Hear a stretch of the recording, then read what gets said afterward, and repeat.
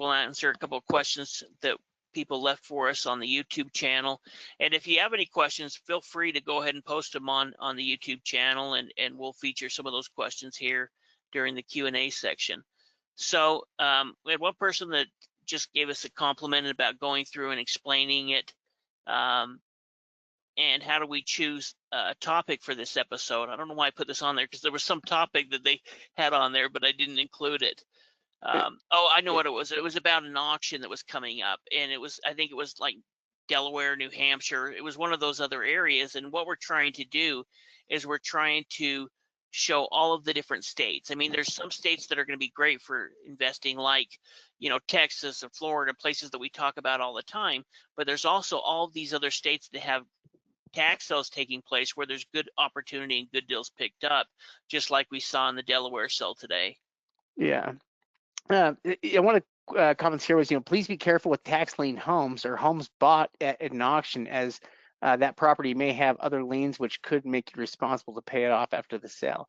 Well, that's certainly so. With tax lien homes, we don't worry about it so much if we're buying liens, because we don't have any kind of ownership rights over the home. And so we don't generally have to worry about things that are attached to the property, because most liens redeem.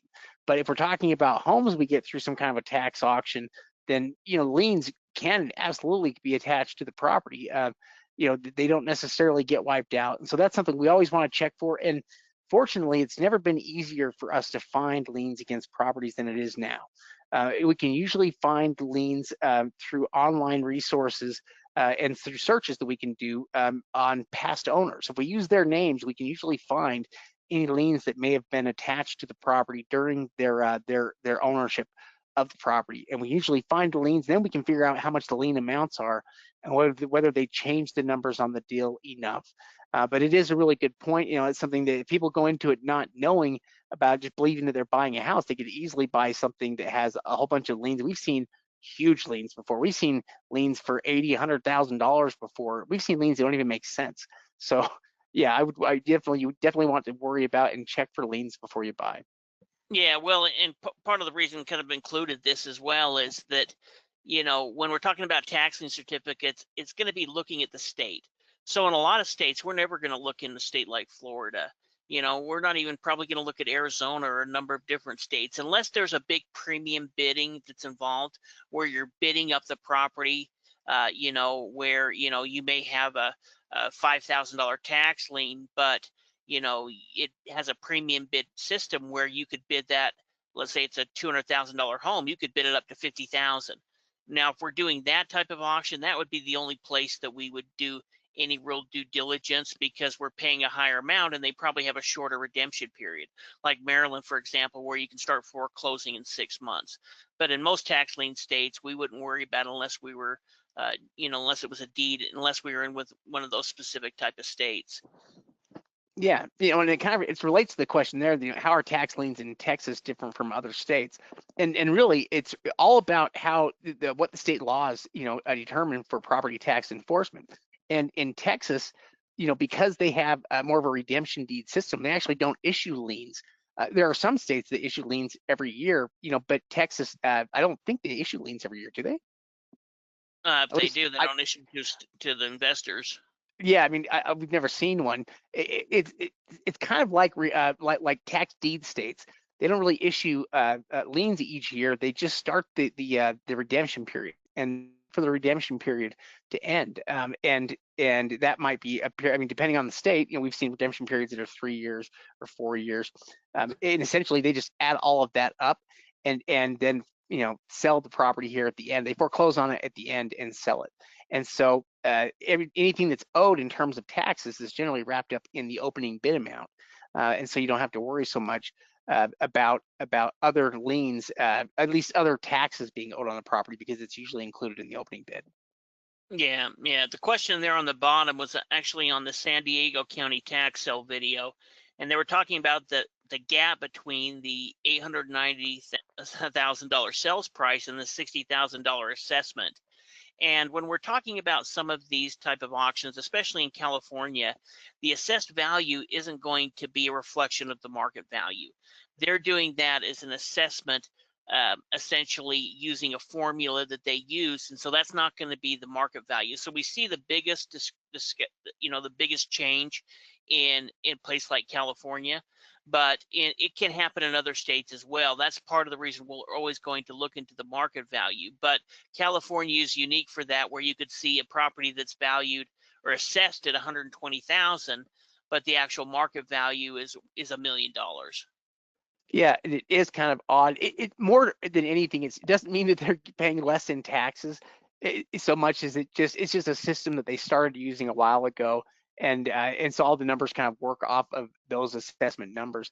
But sometimes also though we can see a big disparity between or disparagement between actual value and assessed value, but that can also happen in other states as well, especially with properties. If you're with land, for example, land is kind of a good example of something that doesn't tend to assess real high in a lot of places, but could have immense market value. And it's generally because the landowners are trying to keep their property taxes down as low as they can. And so if it's a large piece of rural property, they typically have that assessed really low as well. But again, it could be the case anywhere. Sometimes we see assessments that are low because because they have things like homeowners exemptions applied to it, so the value looks like it's lower because they've actually had all this value removed because of all these different exemptions that they've added to the property, to try to reduce it. But yeah, like Steve was saying, in some states like California, it's just more common to see low assessment values compared to our markets. Yeah, well, the assessment value may be 10% of what their market value is. So that's just the way that they do it within that county. And so it doesn't mean that that's the actual market value. That assessed value is probably a percentage of the market value. And in fact, we see that in other states as well, you'll see the assessed value being one price, and then they have their market value being a more expensive price. In California, they don't include that market value in some of the county records. They just have that assessed value. We had one other Oh, question that, oh, go ahead. no, go ahead. I'll save it. It's just a question for us from somebody on the line here. So go ahead. Okay. Just the last one is, do you guys have any courses to help me invest? We have our membership program, that you can go ahead and join. And if you're interested, we also have our coaching program as well that's based on qualification. But if you're just getting started, we'd recommend getting started with the membership program. That's going to give you access to all of our list and our weekly webinars that we do before this training, and all of our books and everything else. Yeah. And Alvin has a great question here. We can get in here and answer everybody else's questions here. What would be a good strategy for paying for properties at the auction since you're required to pay quickly? Would you bring a combination of a cashier's check and a small amount of cash in order to round up the cost? And so usually you'll have a full payoff amount, that you'll be aware of, and you can kind of get that exact amount or wire that exact amount over. Usually have a little bit of time too to do it. It doesn't usually have to be done before you walk out the door, although we have seen that before where it had to be done before somebody walked out the door. But in most cases, you've got a little bit of time here to put together something like a bank check in an exact amount, so that you don't have to necessarily have it all with you when you show up. It's almost impossible to do it without like to have everything you need before the auction happens, that you would need after the auction is over, because you don't really know what you've bought. You haven't, before you bid on anything, it's really hard to know what the amounts are going to be, and they kind of know that. So as long as you've gone through the steps to get registered for the auction and to be able to bid, the rest of it we can generally get worked out here, with something like a bank check or with something like exact funds, that need to be done within 24 hours or something after. So we usually have enough time that we can, we don't have to do something like carry cash in order to split a difference. Yeah, there's only a few places that still make you pay for it right there at the auction. Most of them, like Shade said, are going to give you 24, 48 hours to send a wire transfer.